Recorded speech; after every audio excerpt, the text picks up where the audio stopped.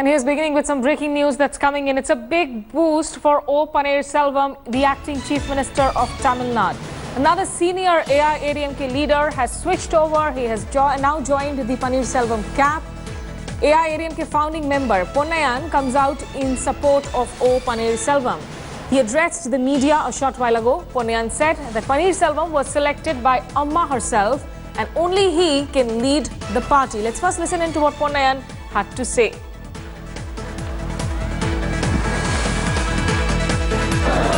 புரட்சித் தலைவர் எம்ஜிஆரின்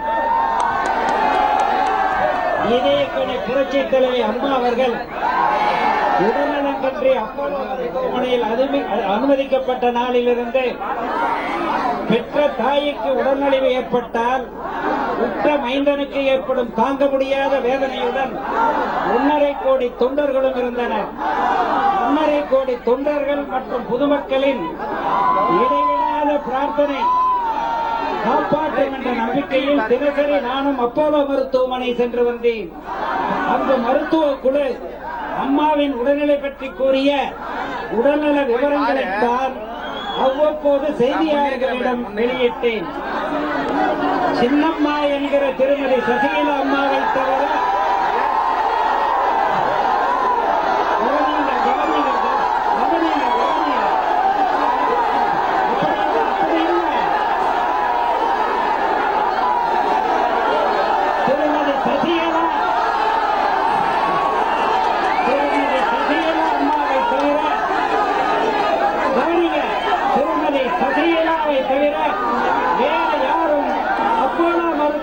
அந்த நேரத்தில் அம்மாவை சந்திக்க விடப்படவில்லை என்பதுதான் எல்லோரும் அறிந்த உண்மை.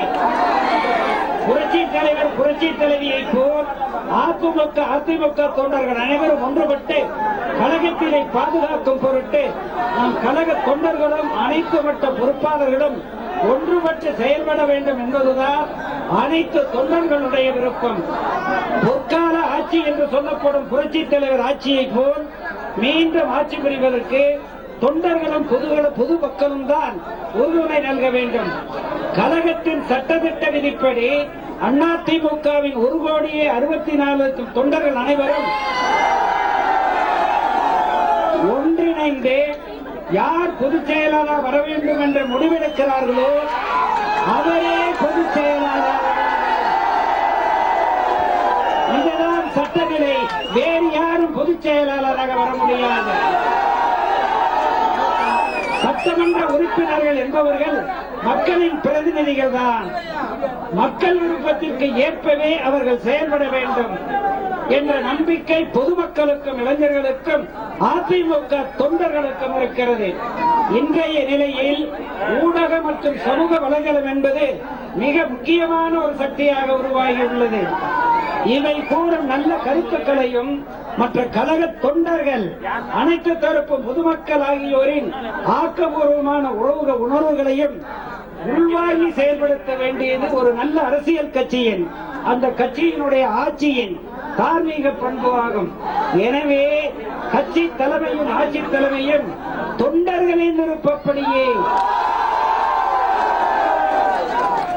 நல்ல தலைமையின் கீழ் அமைய வேண்டும் என்ற நிலை உருவாகியுள்ளது. அடுத்த முக்கியமானது மிக முக்கியமானது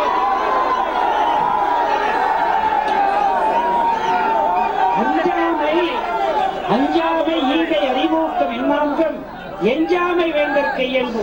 இக்குறளுக்கு இலக்கணமாக இலங்கியவர்கள் பொன்மனச்செம்மல் புரட்சித் தலைவர் எம்ஜிஆரும் பொன்மனச்செல்வி புரட்சித் தலைவி அம்மாவும் ஆவார்கள்.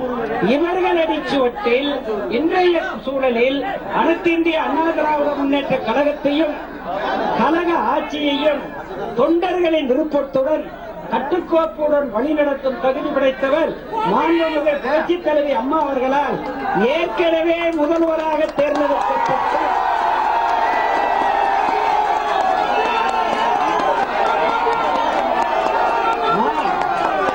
மாண்புமிகு பன்னீர்செல்வம் மட்டும்தான்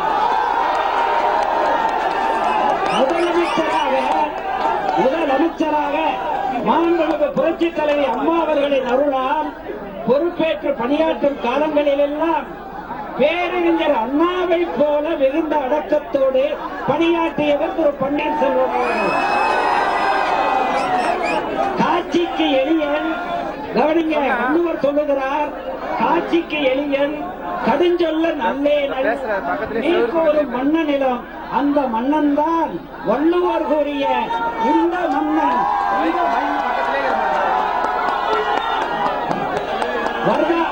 வார்தா புயலின் போது பாதிக்கப்பட்ட மக்களுக்கு புயலை விட வேகமாக, கவனிக்க, வார்தா புயலின் போது பாதிக்கப்பட்ட மக்களுக்கு புயலின் வேகை விட மீட்பு பணிகளை முடிக்கவிட்டு மக்களின் பேராதரவை பெற்றவர் மாண்புமிகு முதலமைச்சர் பன்னீர்செல்வம் அவர்கள்.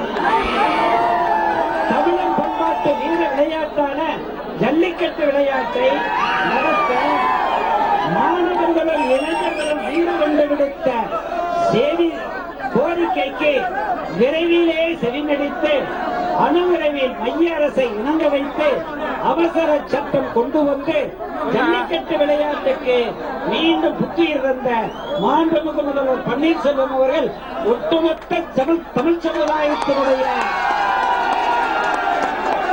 செல்ல பிள்ளையாக உயர்ந்து விட்டார். இதை போலவே தாகம் தீர்க்க கிருஷ்ணாதி தண்ணீரை ஆந்திரா சென்று அணுவிரைவில் விரைந்து பெற்றுத் தந்ததும் தமிழ்நாட்டின் மாணவர்களின் உரிமைகளை காக்க நீட் மருத்துவத் தேர்விலிருந்து தமிழகத்திற்கு சட்ட ரீதியான விதிவிலக்கினை விரைவில் மின்னல் வேகத்தில் பெற்றதும் மாண்புமிகு முதலமைச்சர் பன்னீர்செல்வம் அவர்கள்தான். இதை அனைத்து அடிமட்ட தொண்டர்களும் அனைத்து பொதுமக்களும் வியர்ந்தும் பாராட்டும். இந்த பாராட்டுக்கள் எல்லாம் மாண்புமிகு முதல்வர் பன்னீர்செல்வம் அவர்களுக்கு மாணவர்களும் இளைஞர்களும் பொதுமக்களும் தந்திருக்கிற மணி மகுடங்களாகும்.